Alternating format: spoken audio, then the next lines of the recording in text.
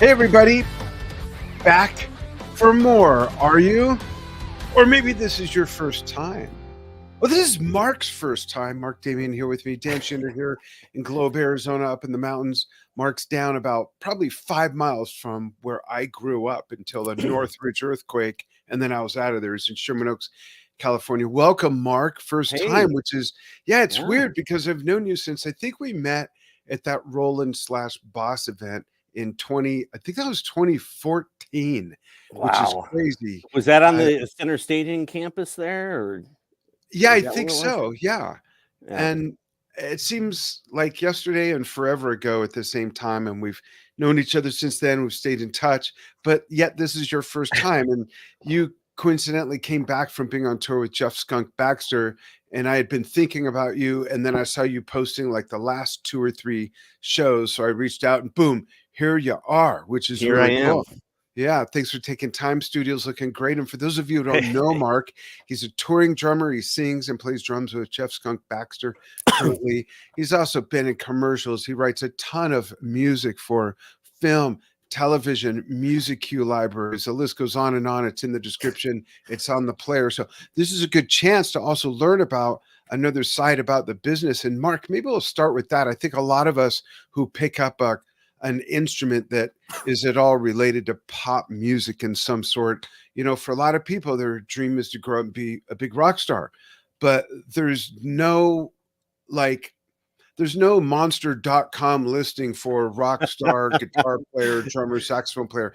It is kind of like, I remember a cousin of mine who's a lot older than me. I remember him graduating with a degree in anthropology and found out no one was handing out applications for that. Kind of the same thing, but with all the other work that you've done in music, aside from teaching, and we'll get to that, there's a lot of other musical paths where someone can live out their dream playing music for a living and not having to work at a job they don't like. And, you know, that whole thing. So I'd like you to take some time and talk about, how did you get into that? How do you like it? And what tips do you have for people to get into doing some of that other work? Is it who you know, being in the right place? Is there a technical process, or a little of everything?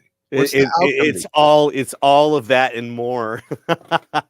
Well, yeah, like you said, you sign up for one thing, and kind of by necessity, you have to, I call it, diversify thy portfolio. Yeah, absolutely. You really do. I mean, I know some guys, I'm in Los Angeles. There's no shortage of great musicians out here. And some of them are just, they play that instrument and that's what they do. And they're on A-list tours, touring the planet. And, and then some of us are more blue collar. We have to diversify a little bit. And, you just have to remember that the tour eventually ends, and you've got to find something, date fillers, gigs, at casinos and clubs, bars. I don't do a ton of those anymore, thankfully. But I don't mind doing them at all. I love to play. But the other stuff, thankfully, I mean, I started playing drums very early. I was 3 years old when I got a pair of sticks. Now, I don't know I sounded. I don't know what I sounded like at that point. There's no recordings of me at 3 years old. So I always, that's the disclaimer. I got drumsticks and a drum kit at 3. I don't know how well but basically I got drumsticks and a drum kit because I was beating everything in the house and making marks on furniture. And, so the folks are like, okay, let's get him something to bang on that makes sense, right? Yeah, this rhythm thing has captured him. So we're going to give him something to work on that with. So yeah, I started playing very early, and then I don't know, I grew up in the 80s. So it was all, not all, but I didn't know what drum machines were. I just knew that I liked those songs on the radio. I liked those songs on my sister's cassettes, and I used to throw the headphones on and play along with them. So and I'm thankful for that, because it made my timing and ability to play with a click pretty impeccable, because I was playing like Prince and Depeche Mode and all these things that were drum machine. Yeah. And it was just, I locked in. So by the time I got into the studio experience, which was pretty early on too. I think I was 13 or 14, you know, and the engineer's like, you ever play with the click? I'm like, I don't know what you're like, the metronome thing. Yeah, sure. Oh, okay. This is what could go wrong. This is going to be great. And they threw the headphones on me and I played and it was great. I think that was the point because, this was probably early 90s, I want to say. And at that point, we were recording, still on tape. I still got to experience actually recording to tape. Good. That's important. It was the hissy kind. It wasn't the 2-inch nice kind. It was like, 1/4-inch garbage that didn't sound all that great, but at least I got that experience. And I played and you're stacking tracks. So drummer's always first one in. You play to a scratch track, you play your bit. And then, okay, now you have weeks of the bass player, the keyboard player, the guitar player, whoever else, and the singer. So I got to experience that and to see how records are made, even though it was a neighborhood band, like whatever. It was just small time. But it allowed me to figure out how records are made. And I think now you might find the same thing when I go play gigs or talk to sound people. 9 times out of 10, they're drummers or past drummers.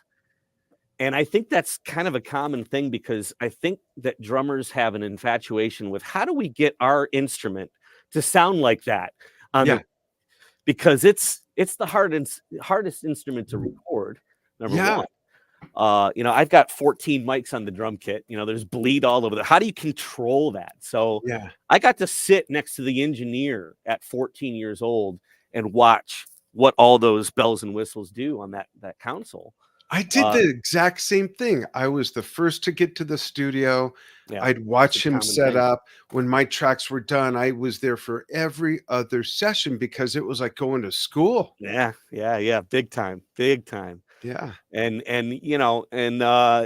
was infatuated with it. So I guess thankfully I have just as much passion for the audio side of my work as I do the drumming and playing side, because I play bass, I play keys, I play guitar, not as well as I play drums. Drums my bread and butter, but and you sing while playing drums live. I do. And it was primarily just, backing vocals. I love harmonies. I love stacking harmonies in the studio. I know how to arrange that stuff. Yeah. And then live, I have a strong falsetto. So they're like, okay, who can sing the girl part? So I get all the high, the fifths and the sevenths and all that stuff up top. But I mean, the audio bug bit me early on, and I'm, doing a lot, film and television, just kind of accidental, Oh, really? I moved to LA with the intention of just being a singing drummer, or just a drummer, whatever. And I've dabbled in producing other artists and stuff for myself.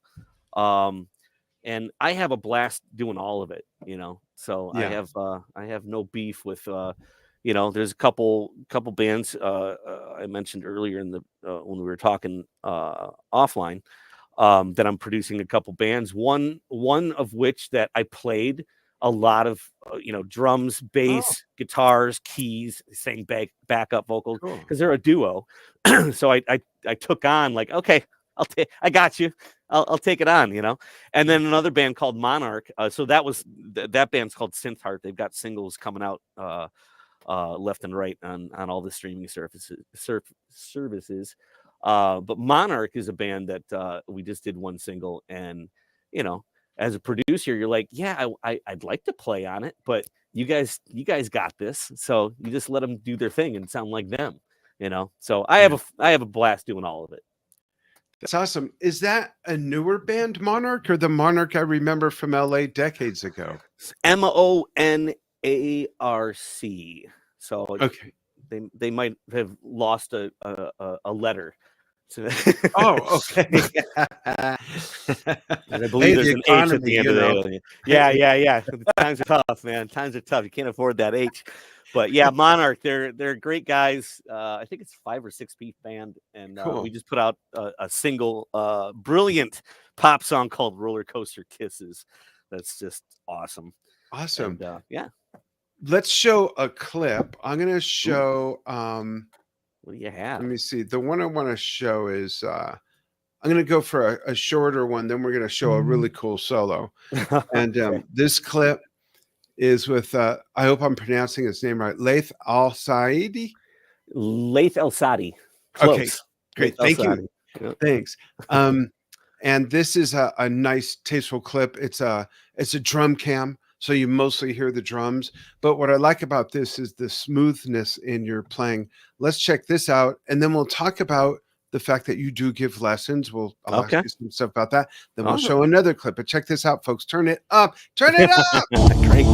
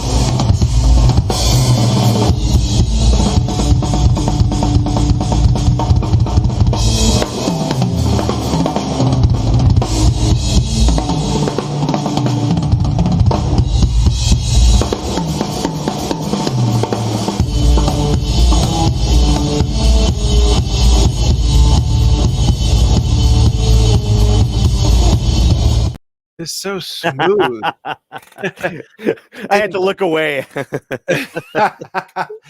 And it's cool. That was a good one. Relaxed.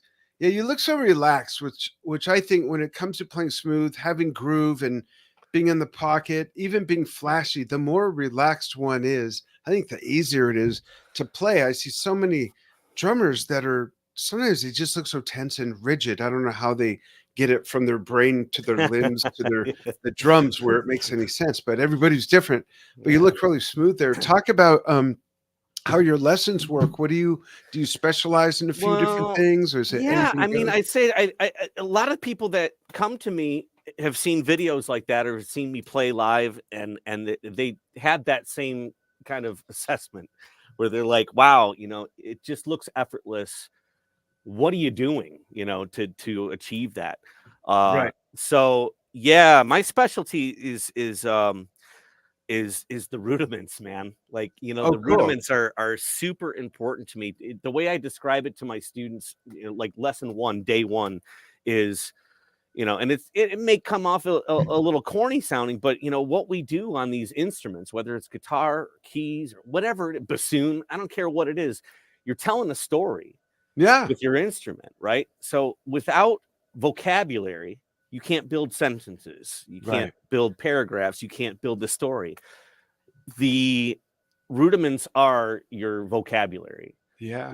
So if you look at the configuration of my drum kits, whether it's live like we just saw or here, it's the same 10, 12, 15, 16. I have floor toms on both sides. Yeah. Which means I don't have to always be playing on my, like, ergonomically, I just think about where everything needs to be. And I put that floor tom on the left back in, like, well, I got to give Neil Peart props for that, because back in, I want to say 91, 92, a record called Roll the Bones came out, and there was a song called Bravado, song number 2. And it's this beautiful song. And during the chorus, he's going from a 16th note hi-hat pattern to this floor tom thing. and it's a double floor tom thing, and I'm playing it, you know, because every time a Rush album came out, I had to learn every song. Yeah, you know? yeah, same Back here. then there was 147 147 songs at that point. Yeah. And you know, that new album comes out, so I'm trying to play that song, and I'm trying to go over to my floor toms from the 16th note pattern. I'm like, there's just how do I know the man is amazing, but how logistically do you get over there to play that and get back to the hi-hat so quickly? And then you know, Modern Drummer magazine always has the fold out of Neil's new kit for that year, and you see this floor tom on the left. I'm like, my God, he's playing. So that was a game changer, and it just fell right into my philosophy and of using the rudiments. I'm double stroke madman, you know, paradiddles, double paradiddles, paradiddle diddles, all the diddles, you know, roughs, drags, ratomacues, they all find their way in, you know, and I find that having that, you know, my kit is very specific, where there's 2 rack toms in front of me, there's 2 floor toms on, you know, 1 on each side, 2 crashes, 2 splashes, everything's very, you know, symmetrical, if you will. And and I can utilize the left side, and that's why my body's not moving all that much, and it's all wrist and fingers at that point, and you're just gliding, you know. And I don't like to sweat. I don't like to sweat on stage, so as much energy as I can conserve. It definitely economizes your movement.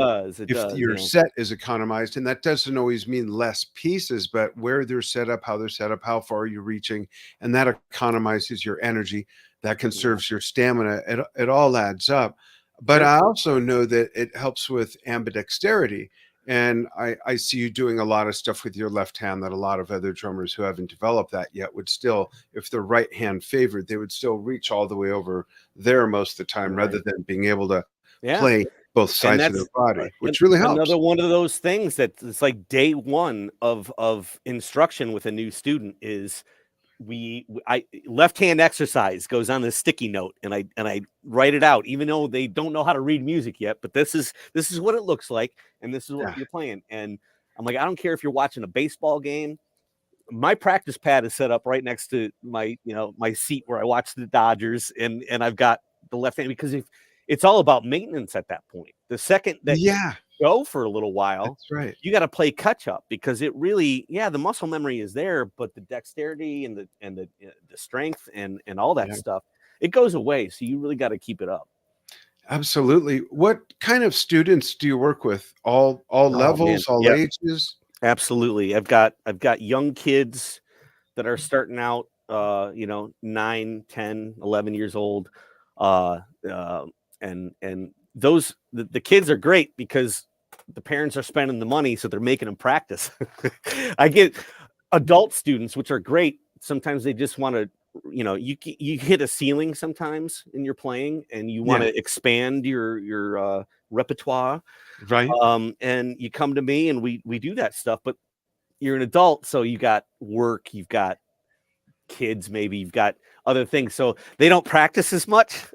But yeah, I take on everybody. Like, you know, I've had students that are as young as, when I was still in Michigan, I had this young girl. She was probably about 5 or 6 years old when she started with me, and I hope she's still playing. She plays hockey too, so she's got a lot of hockey and drums, very expensive hobbies, you know. They are definitely. But yeah, she's saying, I mean, I remember getting that call, and it was like, hey, you know, got this daughter of mine, and she's 5 years old, but she seems to be making sense of this instrument. Do you think it's too soon? And I'm like, well, I would never say, like, I started playing at 3, but I didn't start taking lessons until 8 or 9, and because I knew there was a right way to do it, you know, but I had been playing, so I never say no, it's too early. I you know, came by the house because I was doing house call lessons back in Michigan, and because I believed in teaching people on their own equipment too. It goes back to, you sit down at somebody else's gear, you know, the spring tension's all out of whack on the kick drum pedal, the hi-hat's up here, the snare drum, ew. So Not easily done in North Hollywood here. So you come to me when you sign up for lessons here. But back then, so I came to the house. I'm like, hey, let's hear what you got, and let's talk about where we can take this and see if you're interested. Because that's the other thing too. And that was back then. That was, gosh, I've been in LA now for 13 years. So, and that was, I'm going to say 20 years ago. The game was different 20 years ago with the way people are interested in doing something, but don't have the attention span to commit, So I do get people here and there that I want to take lessons. I want to do this. And it usually takes about 2 to 3 lessons in where they either commit or they're like, this is a lot more or bail than I see. They weed themselves out. But if they're serious about it, and it, I love teaching. I started teaching when I was 18 years old, and I was still taking lessons at that point. And I went to my drum teacher that week, Stephen Whitford in Monroe, Michigan, and said, hey, a friend of mine, this girl in school, she's a couple of years younger than me, wants to take lessons from you. And he's like, I'm booked solid, man. You take her on as a student. And I'm like, what are you talking about? I'm an 18-year-old kid. I'm a senior in high school. I know I'm pretty good, but you're ready. And that was like my first student. And then from there, in Michigan, I had like, at some points, 30, 40 students. So, yeah. And when you were mentioning earlier, who you work with and the different ages in describing this, Michael J. Motzak came in and said, I'm one of them on 48. So there you go. There it is. That's cool. Where can they, before we go on to the next video, where can they get a hold of you regarding your lessons? Well, easiest way, it's not hard to find me. I'm plastered everywhere on the internet. MarkDamian.com, and you go to the contact page. There's an email address right there. I'm on Facebook. I'm on, I think the easiest thing to do is just go to the website, markdamian.com. Cool. MERK, not C, K. Yeah. And DAMIAN. Yeah. And cool. Check it out. Cool. Let's watch some more drumming. This is another different video with the same artist and some soloing. Check it out.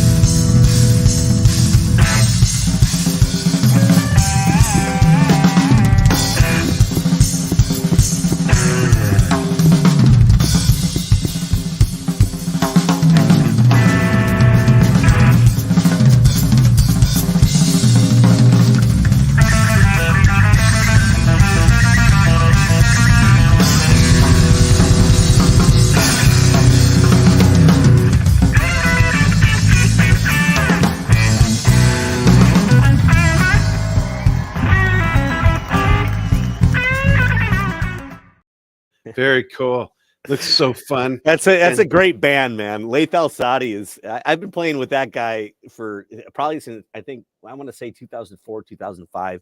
Oh, that's great. Ann Arbor, Michigan based musician, and we were in the trenches for a long time. We residencies at little martini lounges that 50 people are in the room, and then In 2016, he was a finalist on The Voice for NBC, and that kind of catapulted him into a new realm. And we toured the country, and it was a beautiful thing. So I still work with him as often as I can.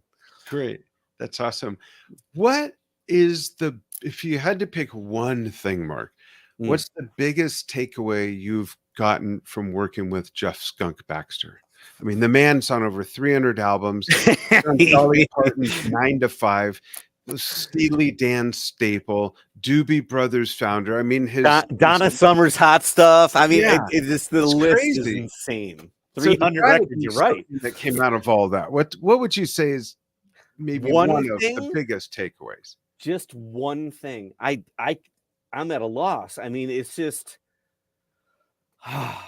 Now, I just mentioned Laith, and there's a handful of others that I could mention, you know, that I've been blessed to play with the caliber, but it's different, you know, with Jeff Skunk Baxter. You know, it is different because of all those things he's done, but the player that he is and the guy that he is, he's just so super cool to work with.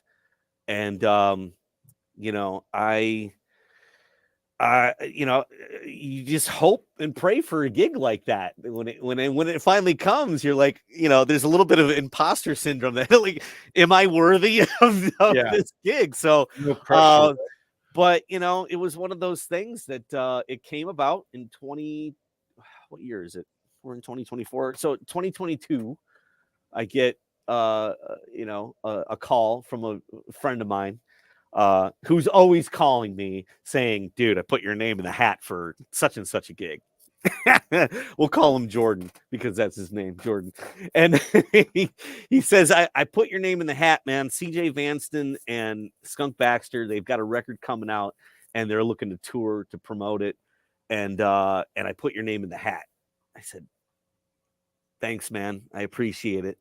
And I hang up and I just start laughing. I'm like, because so few of those things ever come to fruition. I mean, there's just so many variables of how people land gigs. You line up 12 different successful musicians and ask them how they did what they did, and they've got 12 very different answers. There's maybe some common ground, but you know, and I go back to diversifying you know, what you're doing, you know, whether it's I do a lot of audio work, but as far as what I do on stage, you know, when Jordan got the call, Jordan was working in the Toto camp, and CJ Vanston, he was his keyboard tech for a while, and CJ's worked with Joe Cocker, and that guy's got a Wikipedia that'll blow your mind too, and he produced the record. So when CJ called Jordan and said, hey, you know, there's no shortage of it's not hard to find a great drummer in LA, but we're looking for a drummer that can hang on the vocals and somebody that can do the sampling and the arranging, the, you know, pulling samples right from the record and triggering them off. And that was the 3-part thing that they needed. And literally he's like, I got one name for you. And it was mine. That's awesome. So I got the call. That's great. What's the biggest thing you learned from working with them? Circling back to that. I think, I mean, hell, there could be a million things that I could say, but the first thing that comes to my mind is be yourself. Play like, you know, and I can circle back to when I first moved to LA. I wanted the biggest gigs that I could get. And all the biggest gigs were all the gospel chops drummers playing for all the pop stars. Like, oh crap, I don't play like that. What do I do? So I started taking lessons with Chris Coleman. Oh, and I thought of Chris as soon as you mentioned that. In Burbank here. And I'm trying to reinvent myself. And at that point, I'm 35. I'm like my playing is my playing. And you're going to get hired for what you do, you know, what you're good at. And don't be afraid to be yourself, I guess is the thing. That's because great. I was one of those. I got 3 weeks in with Chris and I was like, this isn't the right direction for me to go in. I'm trying to reinvent myself for all the wrong reasons. And I'm trying to go against all this is all that gospel chop stuff is all linear playing. Yeah. You know, nothing happens at the same time. And I talk about things like anchoring to the downbeat and where things fall in relationship to what you're doing. That's how I teach. That's how I play. And I was trying to throw all that out the window so I could go play with Justin Timberlake. Like, it just didn't make any sense. So I stopped that, and I just got back to what I do and said, if the phone rings, cool. If it doesn't, not cool, but I'll deal with it, you know. And the phone rang. So, you know, and then once you play with that that caliber, now I'm ruined forever, because now I just have to play with these caliber of guys. CJ Danson, one of the best I mean, that guy's, between Skunk and CJ on stage, they're bending time. Like, they're doing things with their instruments that don't make any sense. Yeah. You know, and there's so much experience, not just in time, but the amount of artists that they've worked with, the amount of artists they've worked for, the amount of artists they've worked with, the different producers they've worked with, and all those different circumstances that those different situations brought on how to play your instrument. Even if they were just being themselves, there's no way to not pick up a lot of stuff along the way, and it all adds up to who you are at whatever given point, right? Yeah. And hearing those stories, you know, when I play with Jeff, he does kind of you remember the VH1 storytellers, you know, thing.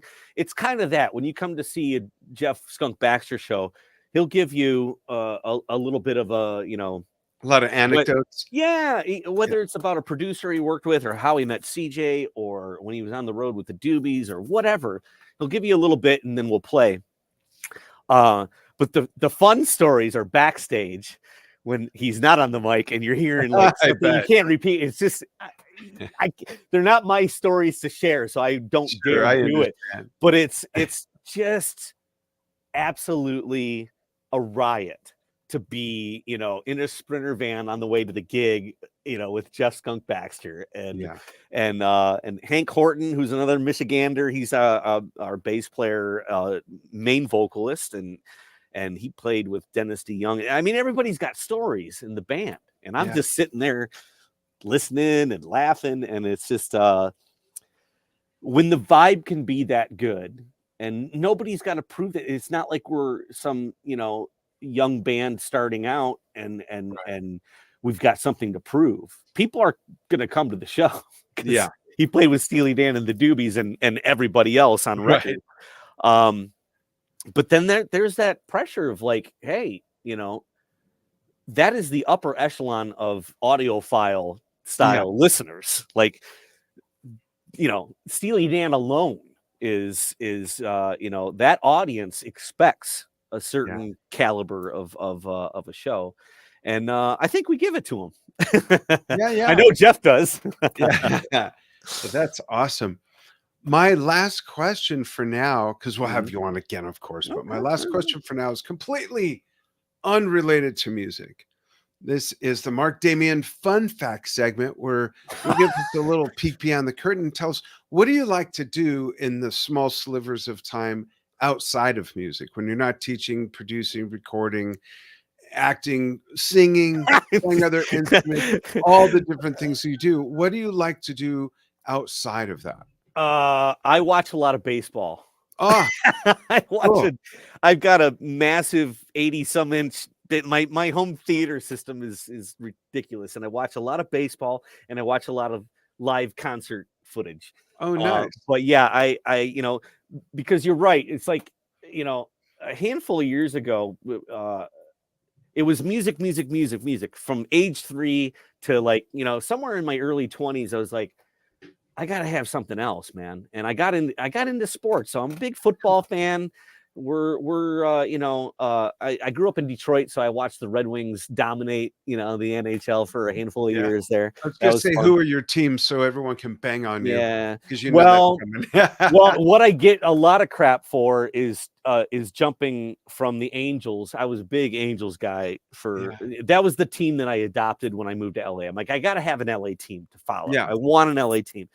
And being that I'm from, you know, Detroit and watched the Tigers for years, I had to keep it in the American League.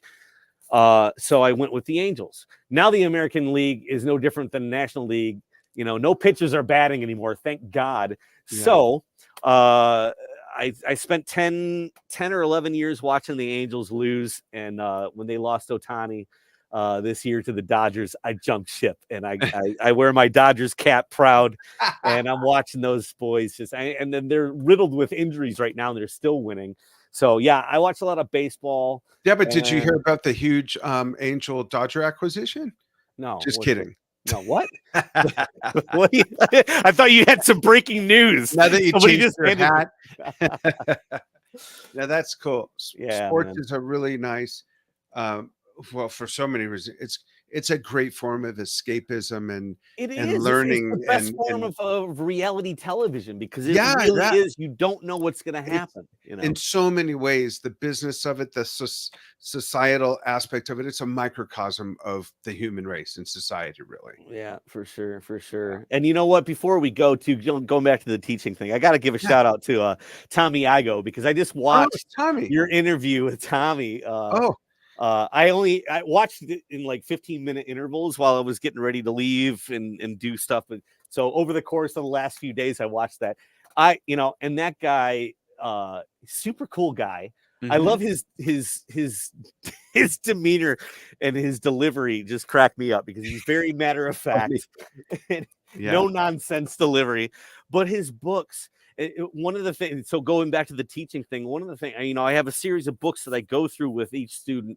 I have my way of getting them to a point, and my favorite point in my students' efforts is when they get to the Tommy Igo Groove Essentials book. Oh, that's cool. Because it's just, now you can be yourself, because I don't know, you've looked at it, what it's all about.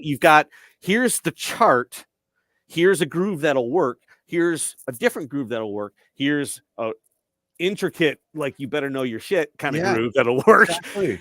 But put your fills where you want. Like, here's the chart. Know the song. Know what instruments are playing, because you're playing along with a bass player, keyboard player, guitar player. Best book. And I posted that at some point, because I met Tommy at NAMM a handful of years ago. We took a nice photo. He's like 7 feet tall, and he's really and so I posted it a while later, and I said, hey, if you're not studying out of this guy's books, you're missing out. And all of a sudden in the comments, he's like, I have to agree, and it's Tommy Igo. And I was so smitten. So funny. Tommy, I love you, man. I love your books. I haven't gotten the student into book 2 yet, but I'm working on it. Cool. One of the many gems of Hudson music. Shout out to that. Yeah, man, for sure. Rob Wallace. Cool. Very cool. Mark will definitely be doing this again. And folks, if you're interested in learning about Mark's lessons, check out markdamian.com. That's just like on the screen, DAMIAN, Mark with a K. And he's all over social media, easy to find. He's so far not running from the law, so he's easy to find, unless this is his alias. Either way, he gives great lessons. Check it out. Mark, thanks so much for taking time in the middle of your day, brother. Really appreciate it. Oh, thanks for getting me out of bed early, Dan. Absolutely. Hang on the line. And folks, thanks for following what we do. Check out our membership site at drumtalktvbrilliance.com, where we do live stream concerts and fan Q&As with artists and producers in 3D virtual environments where you don't need special headgear or goggles. We've got 4 music-themed game shows there where you can win prizes. Basically our archives of pretty much everything we've done in 11 and a half years, still backing up the dump truck to that and loading it up. Lots of fun stuff. More to come. Check it out. It's so easy. A drummer can do it. Just check it out. drumtalktvbrilliance.com. Thanks, everybody.